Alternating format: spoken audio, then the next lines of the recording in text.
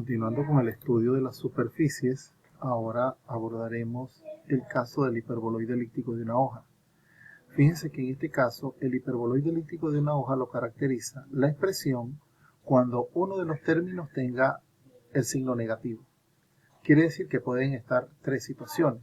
Cuando el primer término, el de las X, sea negativo y los otros dos positivos. Cuando el de las Y sea negativo y los otros dos positivos.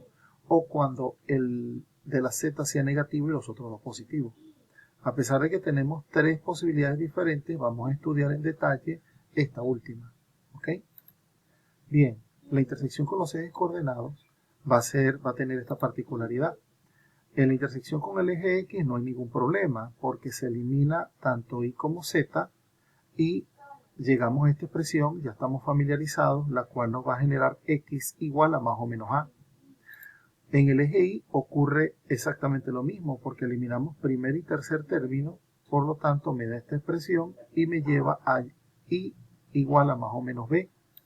Pero en el caso de Z, fíjense que va a generar un tropiezo porque cuando cancelamos los primeros dos términos va a quedar menos Z cuadrado sobre C cuadrado igual a 1. Si despejamos, Z cuadrado será menos C cuadrado y cuando extraigamos raíz cuadrada esto es indeterminado. Porque un número elevado al cuadrado es positivo y al multiplicarlo por menos es negativo. Por lo tanto, no podemos extraer raíz cuadrada. Eso significa que no existe intersección con el eje Y. ¿Ok? No corta al eje Z, perdón. No hay intersección, aclaro, con el eje Z. Ahora, en la intersección con los planos coordenados, ¿qué ocurre? Recordemos, el tercer término es el negativo. En la intersección con el plano XY es porque estamos cancelando Z.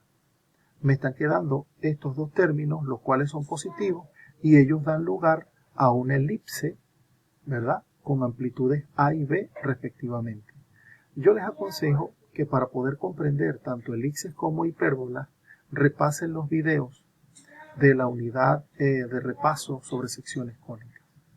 Ahora, con el plano XZ, fíjense lo que va a ocurrir.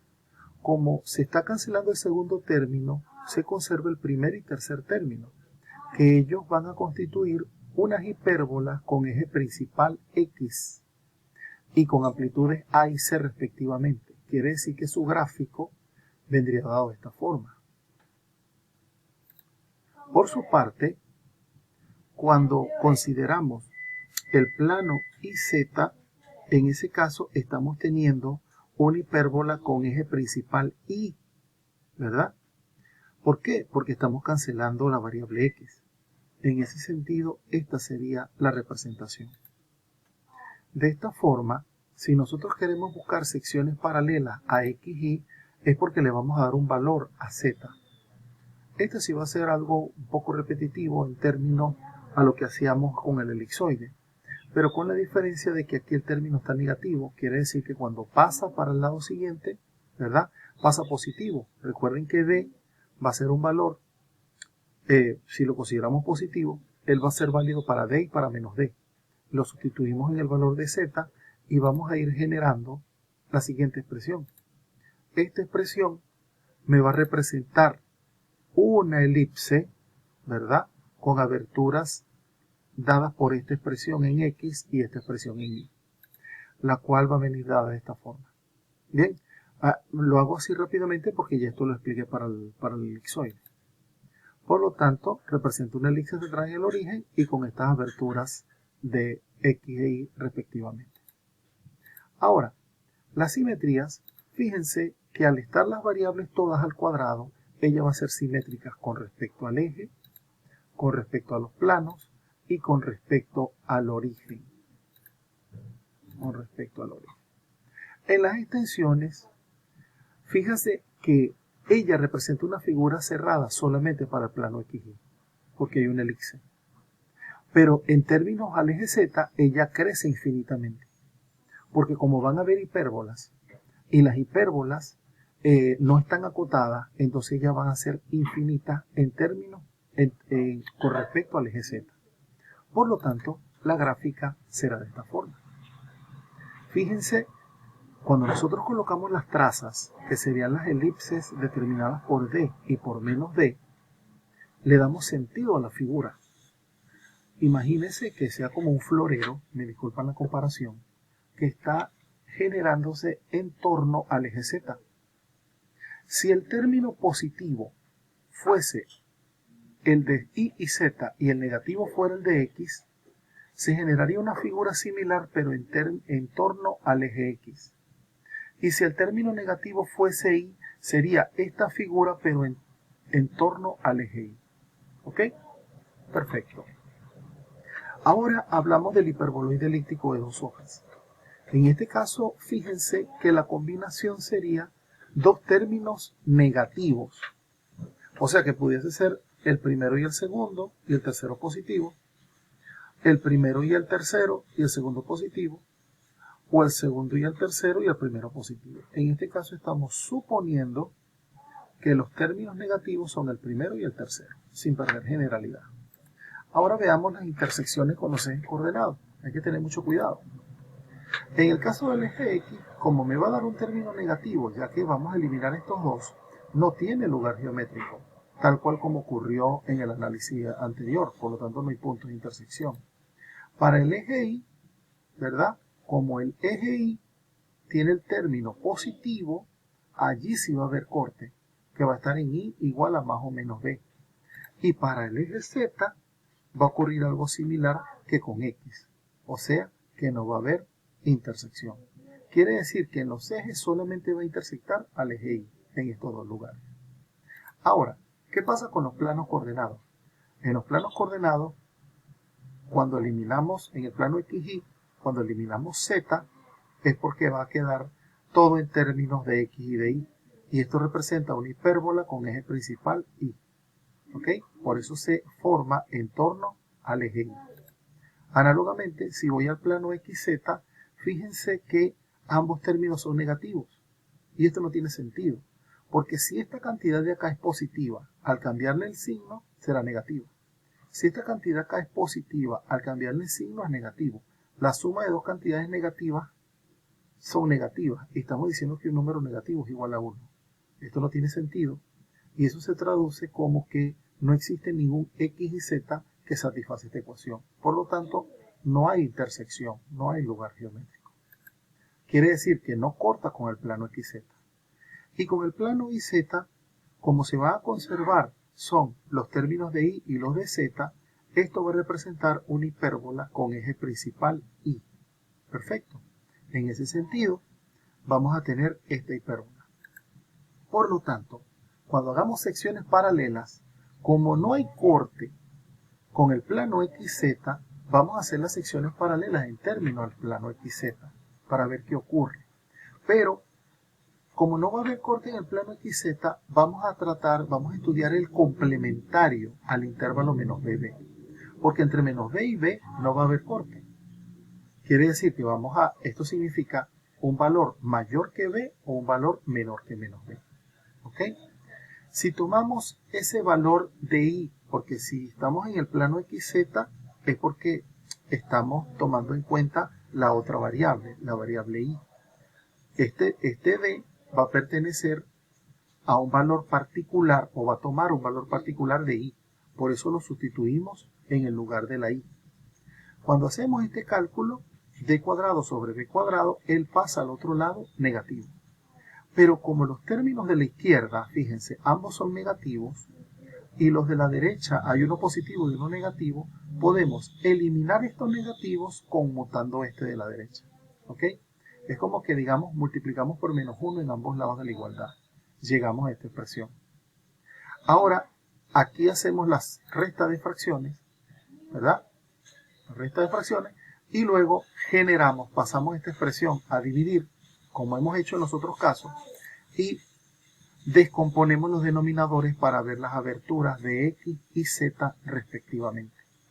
Quiere decir que aquí se van a generar elipses con amplitudes raíz cuadrada de B cuadrado menos B cuadrado por A sobre B en X y amplitud raíz cuadrada de B cuadrado menos B cuadrado por C sobre D para Z. ¿Ok? Así va a ser la elipse. Dicho esto, las simetrías, fíjense que al igual que en los casos anteriores, no incide para nada los signos aquí afuera. Lo interesante es lo que ocurre internamente en las variables. Pero como todas están elevadas al cuadrado, no va a afectar la ecuación original.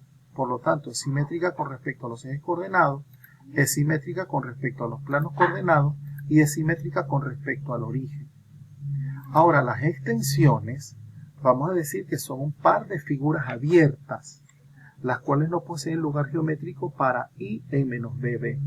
Porque recuerden que no va a haber intersección en el plano XZ. Y no solamente en el plano XZ, sino en cualquier sector que esté entre menos B y B, porque no da lugar geométrico.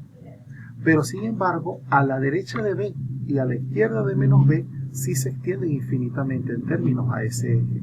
¿Ok? Sería esta expresión. Entonces, se llama hiperboloide elíptico de dos hojas porque lo dominan las hipérbolas y porque la figura se subdivide en dos. Fíjense que en este caso el término negativo fue el de Z y es el que no tiene intersección. Perdón, este fue... a ver. Ajá. Los términos negativos fueron Z y X. Y fíjate que no hay intersección ni en el eje Z ni en el eje X. ¿Lo ven? Hay intersección en el eje Y.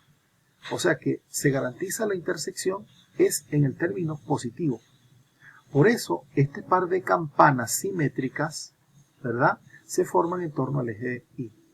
Si por el contrario hubiésemos tomado como eje Z el término positivo, las campanas estuviesen posicionadas una acá arriba y otra acá abajo. Y análogamente, si hubiésemos considerado al término X, o que involucra a la X positivo, una campana estuviese aquí y otra campana estuviese por acá. ¿Lo ven? Esos serían los tres casos. Ahora, analicemos rápidamente el cono elíptico.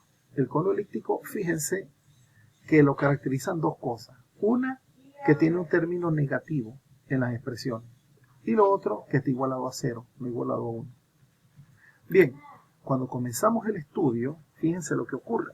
En la intersección con los ejes coordenados, el eje, vamos a develarlo porque ya aquí la cuestión es más dinámica. En el eje X, fíjense que no hay problema porque es positivo. Al multiplicar a cuadrado acá se va a cancelar y me da 0. En el eje Y tampoco va a haber problema porque al pasar a multiplicar el 0 los absorbe y sería igual a 0. Y a pesar de que el eje Z tiene el valor menos, cuando multipliquemos también se va a anular. Por lo tanto, en los tres casos hay intersección en el origen. ¿Ok? En el plano coordenado, veamos lo que ocurre. Si estamos en el plano XY, estamos diciendo que Z vale 0. Quiere decir que la suma de estos dos cuadrados es igual a 0. La única forma de que esta expresión más esta expresión me dé 0 es que X y Y sean ceros. Por lo tanto, en el plano XY, la intersección es en el origen. En el caso de los otros dos planos, fíjense lo que va a ocurrir. En el plano XZ, Y se hace 0. Por lo tanto, acá vamos a tener una expresión que, cuidado, no es una hipérbola, porque la hipérbola es igualada a 1. En este caso está igualado a 0. Y eso hace que yo este término lo pueda traer para acá. Y al extraer raíz cuadrada voy a tener Z igual a más o menos C sobre AX. Es decir, un par de rectas que cortan el origen. Una con pendiente positiva y una con pendiente negativa. Entonces son un par de rectas que se cortan. Análogamente para IZ ocurre lo mismo, pero en términos de los cuadráticos Y y el cuadrático Z.